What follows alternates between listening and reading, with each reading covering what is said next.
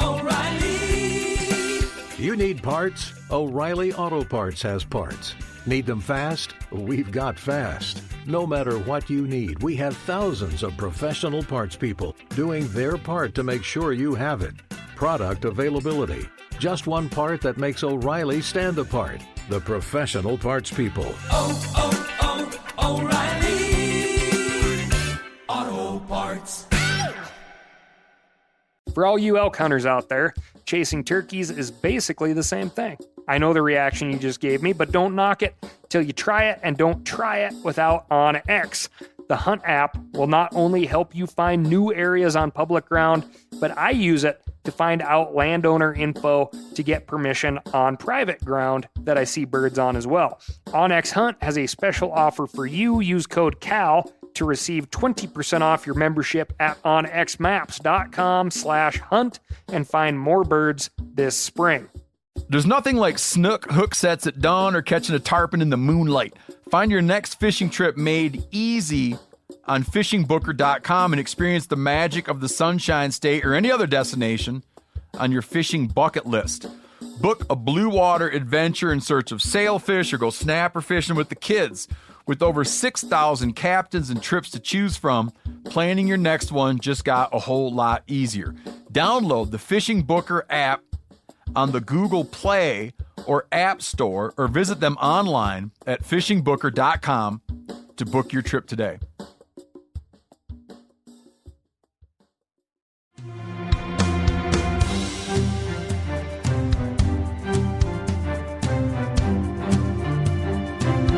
From MeatEater's World News Headquarters in Bozeman, Montana, this is Cal's Week in Review with Ryan Cal Callahan. Now, here's Cal. This week, we're going to talk about raptors and lead poisoning, shrooms, U.S. Customs, salmon, little pouches made out of fox faces, and more. For starters, ever wonder what the hell's taking so long in the U.S. Customs line when you're coming into the United States? If you were wondering this the other day at LAX, a guy named Virgilio Martinez could be to blame. Martinez appeared on the Netflix series Chef's Table. He was coming into the U.S. from his native Peru and ended up spending 3 hours in detention. What was the holdup? Virgilio was flying home with 40 whole vacuum-sealed piranhas, which he chose to describe on official forms as bones and flesh, thinking, perhaps, that grossly oversimplifying things might make them go smoother. As though agents are going to think, oh, just bones and flesh? And let it slide.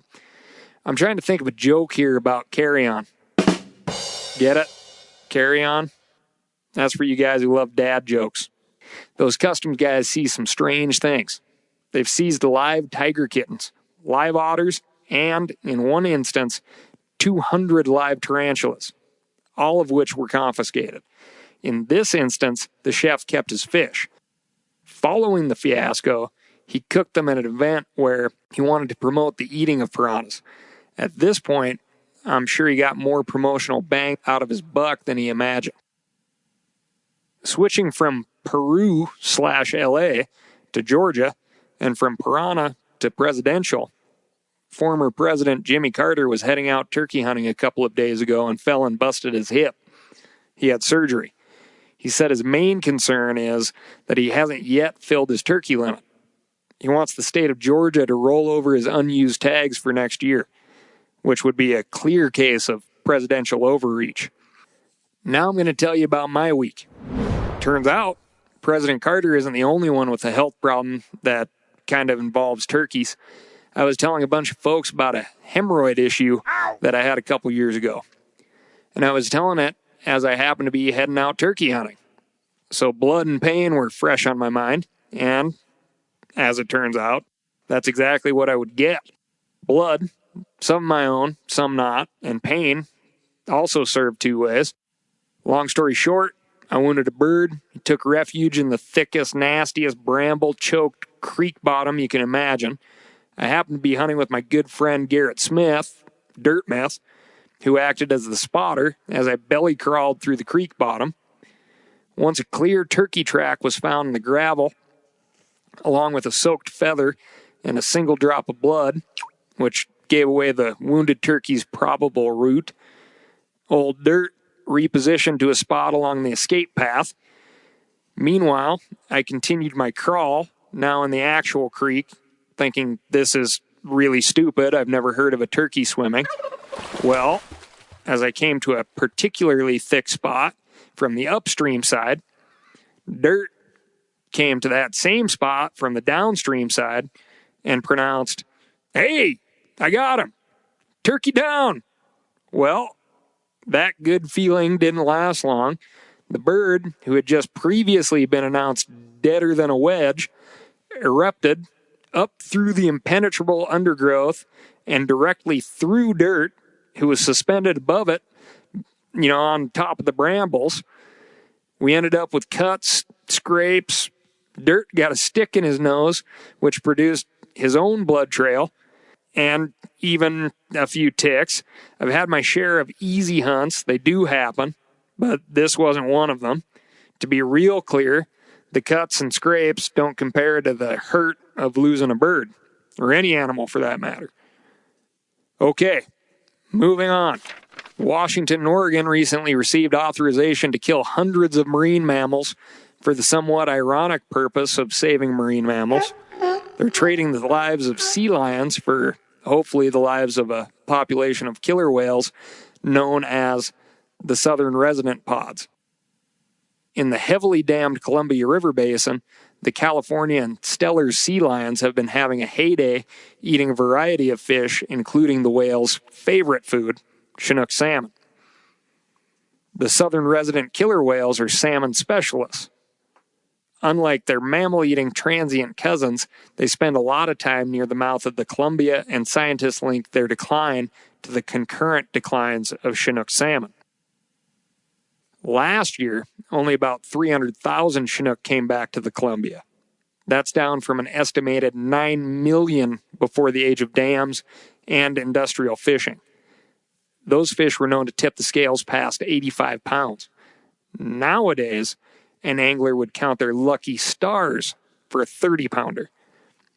Sea lions may take a big dent out of the salmon runs on their way inland from the ocean, but predatory fish species may take even more before salmon smolt can make it to the saltwater.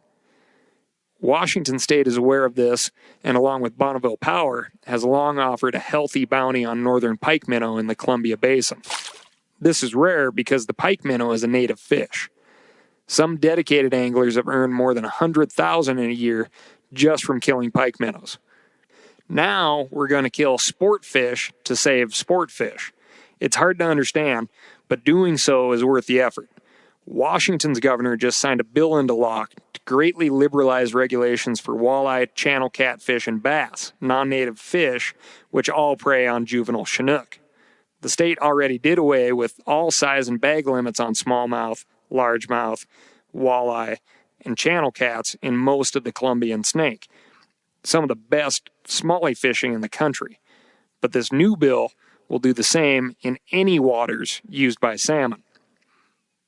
Salmon anglers, feeling the pinch of ESA listings and closures, may be glad to hear these steps are being taken. Other anglers, particularly those that plan on enjoying walleye, channel cats, and bass into the long-term future, are understandably miffed about this act of fishy favoritism. It's worth reminding people here of something that is really simple. If it weren't for the dams, we wouldn't be having salmon problems in the first place. Catfish are also getting in trouble way over in Chesapeake Bay. Different catfish, this being the blue catfish, but the same idea around competition with native species. Maryland Department of Natural Resources is trying to rid the bay and its tributaries of the cats. Planted by anglers in the 60s, these sometimes massive, whiskered, and decidedly tasty fish are causing damage to the ecosystem. Maryland State Game Management Agency came up with a creative solution to popularize the take of blue cats. Instead of simply discarding the blue cats they removed from the bay, they started to serve it to college students at the University of Maryland in order to turn people on to eating them. This flies in the face of that old adage about teaching kids to fish and giving them fish, but they're probably banking on one leading to the other. A revised idiom might be, give a kid the taste for blue cats, he'll wipe those sons of bitches out of the ecosystem. This mirrors a program at the University of Illinois where students can snack on some of the Asian carp currently inundating waterways throughout the Mississippi River Basin. If you can't beat 'em, eat 'em, said former Illinois Lieutenant Governor Evelyn Sanguinetti, who helped launch the program. University of Illinois is serving 9,000 to 11,000 pounds of carp a year. O'Reilly Auto Parts are in the business of keeping your car on the road. O'Reilly Auto Parts offer friendly, helpful service and the parts knowledge you need for all your maintenance and repairs. I don't know if you stopped in at an O'Reilly lately, but I use one because we have one right not too far from my house. People there are super helpful. I don't care if I'm getting boat batteries, car parts, whatever. Love those guys. They got thousands of parts and accessories in stock, either in-store or online, so you don't have to worry if you're in a jam. The team at O'Reilly Auto Parts can test your battery for free, in or out of your car. If it needs to be replaced, they'll help you find just the right battery for your vehicle. If you need your windshield wipers replaced, a brake light fixed, quick service, they'll help you find the right part or point you to the nearest local repair shop for help. Whether you are a car aficionado or an auto novice, you will find the employees at O'Reilly Auto Parts to be knowledgeable, helpful, and best of all, friendly. The professional parts people at O'Reilly Auto Parts are your one-stop shop for all things do-it-yourself auto. You can find what you need in-store or online. Stop by O'Reilly Auto Parts today or visit us at O'ReillyAuto.com/meateater. That's O'ReillyAuto.com/meateater. For all you elk hunters out there, chasing turkeys is basically the same thing. I know the reaction you just gave me, but don't knock it till you try it, and don't try it without OnX.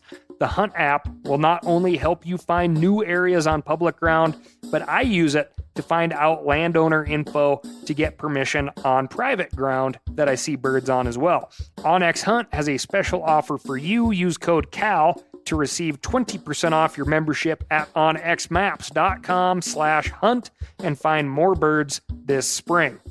Now, a lot of you guys are familiar with the old hunting tradition of eating, some organ, the heart or a chunk of liver off the first animal you kill. I had that when I was a little kid, and it was a big deal.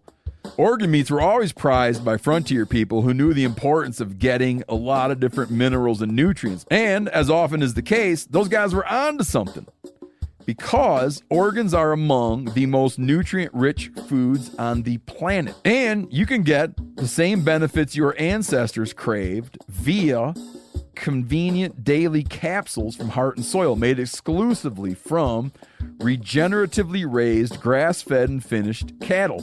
Heart and Soil's unique freeze-drying process means all those important nutrients are trapped in, ensuring you experience every one of the benefits of nature's superfood in a clean, convenient, taste-free capsule. Find out more at heartandsoil.co. And make sure to use code MeatEater for 10% off your purchase. That's heartandsoil.co. Use the code MeatEater.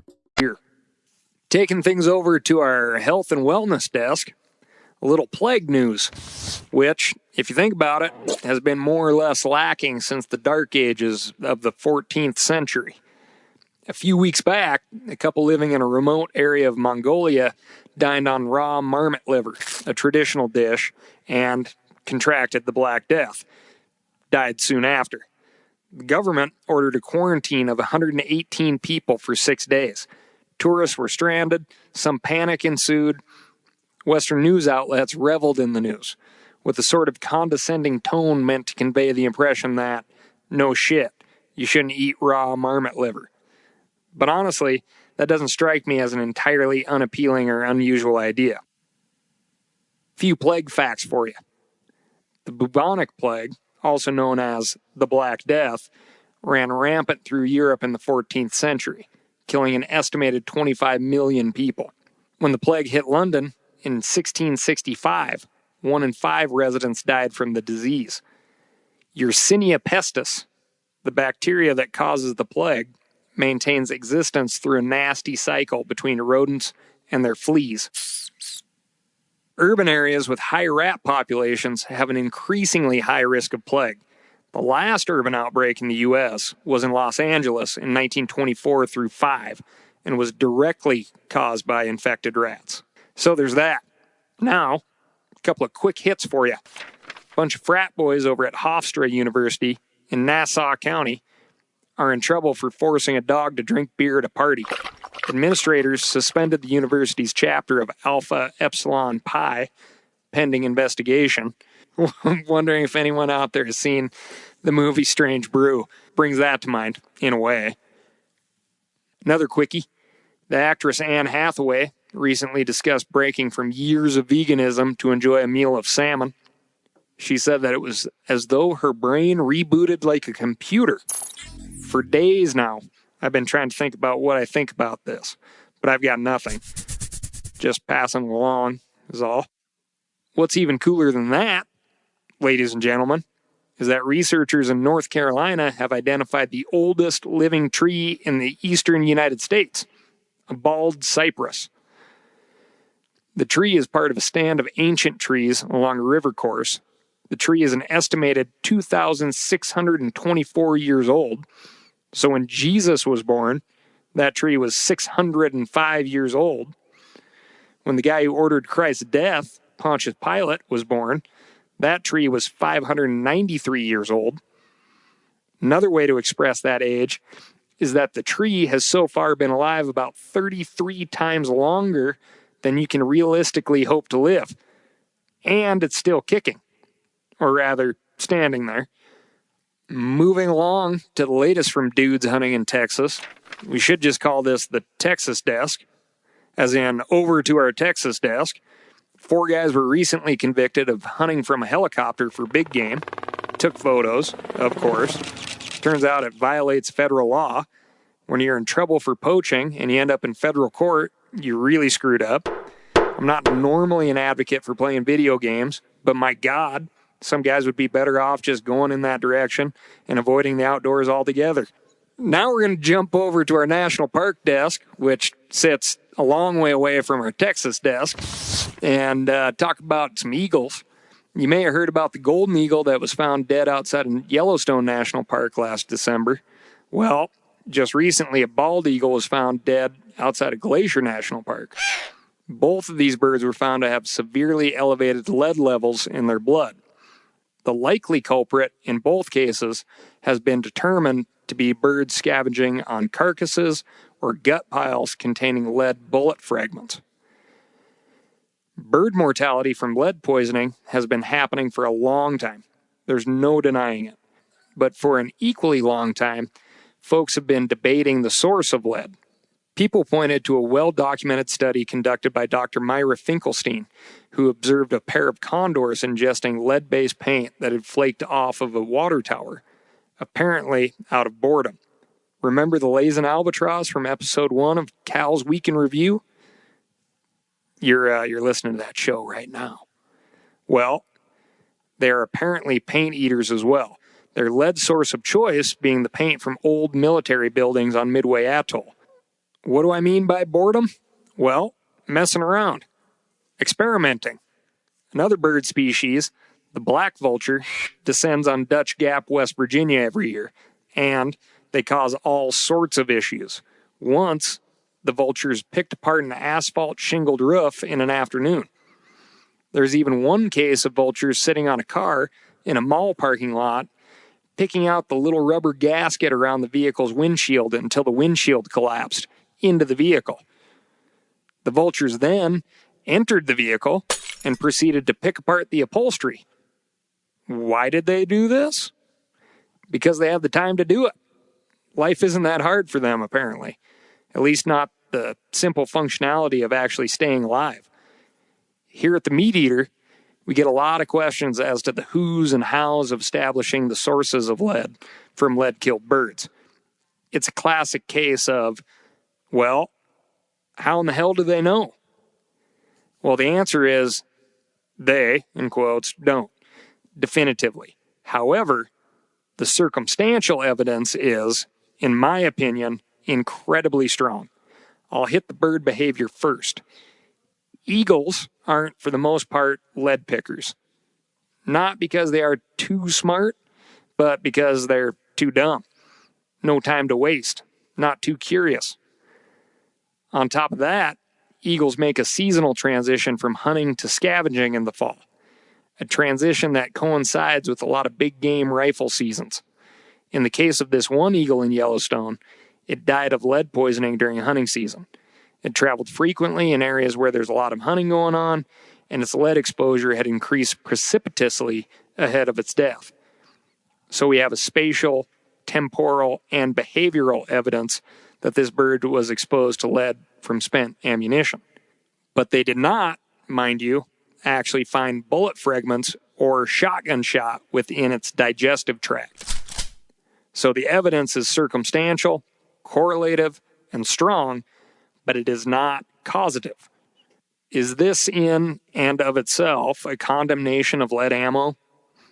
Airplanes kill eagles, wind turbines kill eagles, fences and power lines kill eagles, cars kill eagles, discarded fishing nets kill eagles, old fishing sinkers can kill eagles. Yet eagles are at a historic high. Populations are booming throughout the country. They're doing just fine. More than fine in some places. What does all of this mean? How much are we willing to inconvenience ourselves over a few dead eagles? Well, let's all think about that and get back to each other.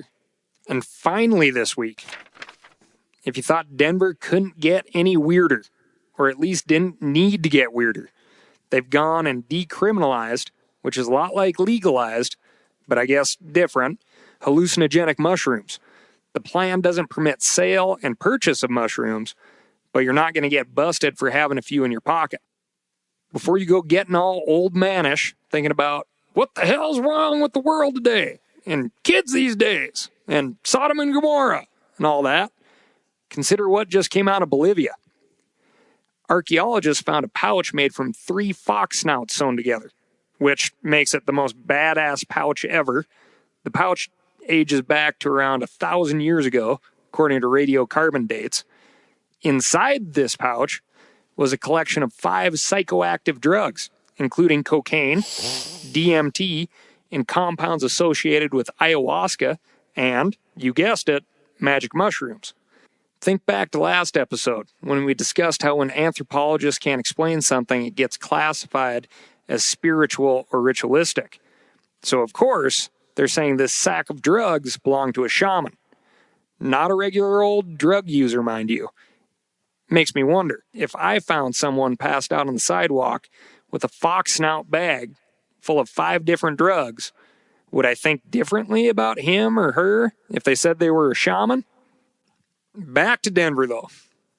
If you're worried about drugs and them saying magic mushrooms are okay now, and you're considering whatever horrible direction we're headed as a species, take some solace in the fact that we've apparently been heading that way for at least 1,000 years. Yet we managed to get here somehow, and we're okay, hemorrhoids notwithstanding. Life actually feels pretty good. On top of that, I know a lot of great people, including a bunch in Denver. Just like me, they enjoy getting up out of bed in the morning, maybe doing some fishing or hunting or going off to work. I'm sure when they come back down, they'll still like to do those things.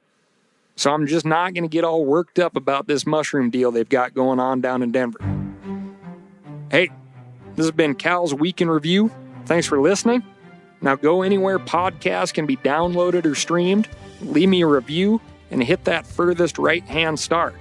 On top of that, if you have any questions or found any inaccuracies, be sure to send them my way at askcal@themeateater.com.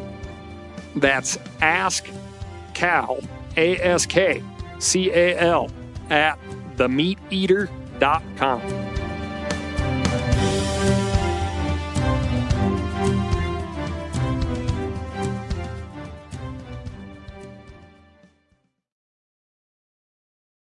Hey, I just sat down with the owners and operators of Maui Nui Venison. They're on a mission to balance axis deer populations on Maui while giving back to the community and run a totally sustainable operation. For folks like me who want to get your own meat but aren't always successful, you can become a snack subscriber, get some axis deer sticks, sent right to your door. Visit MauiNuiVenison.com.